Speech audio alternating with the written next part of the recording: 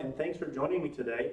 So one of the things we really like to do when we have fire prevention tours here at Grand Haven Township is give them a rundown of the gear that we wear on a regular basis at a fire.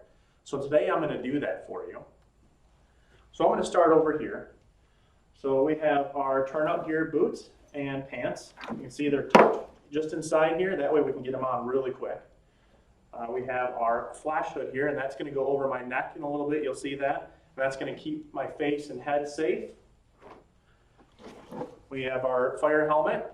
It's got a flip down visor on this particular one, as well as a flashlight, so that we can see a little bit better in the dark.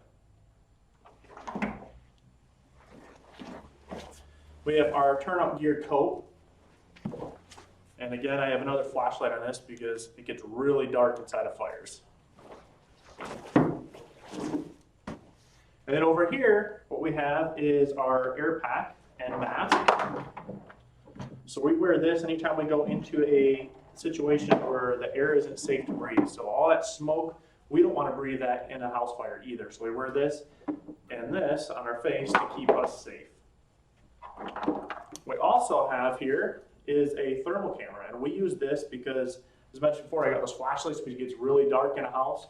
We use this for the same reason. This actually lets us see right through the smoke, and we can see people very easily that way.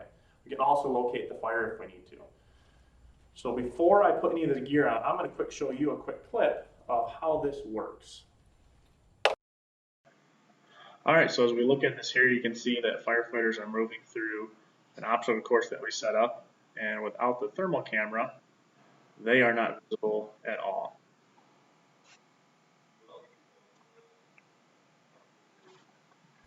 All right, so hopefully that video gave you a better idea as to how this tool works that we carry, this thermal camera, and how effective it is when we can't see anything with our own eyes.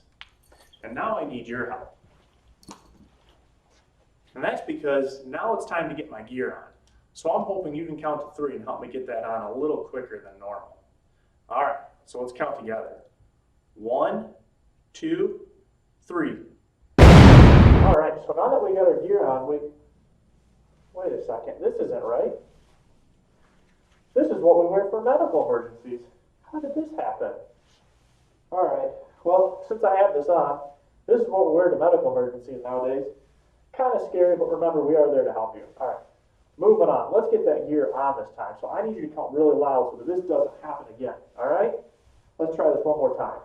1, 2, 3. Whew. I'm glad it worked that time. That was scary. This looks way better. All right. So now that we got most of the gear on, we'll talk about some of this other stuff here. So you may have noticed I have this yellow greenish color speaker right here, and that's connected to my radio, which is actually tucked underneath my gear here. And that's so that we can communicate with other firefighters at the scene or with central dispatch in case we need anything else from them. So when a mask is ready to go here, I got my flashlight. You'll see that I have my thermal camera hooked up to me as well, which we showed earlier.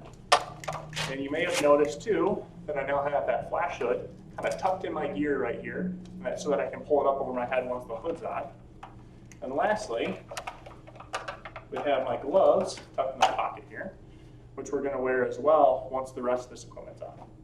And all of this stuff is meant to keep us safe during a fire. Now, it doesn't make us fireproof, and it doesn't make it so that we can do anything, but it does keep us pretty safe. So that way we can get into a house, put the fire out, or do a rescue if need be. All right.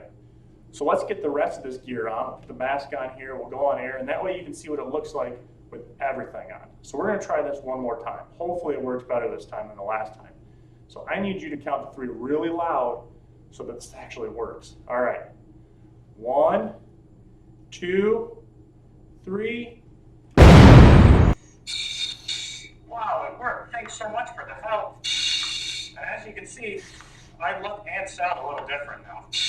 On my mask on, my gloves, and my gloves, not breathing the air out of this bottle.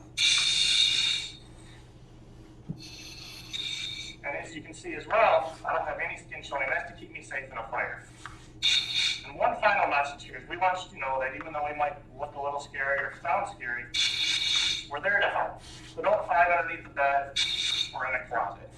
And we want to be able to find you quickly if there's ever a fire. I hope everybody enjoyed watching this today. Be safe. Have a great day.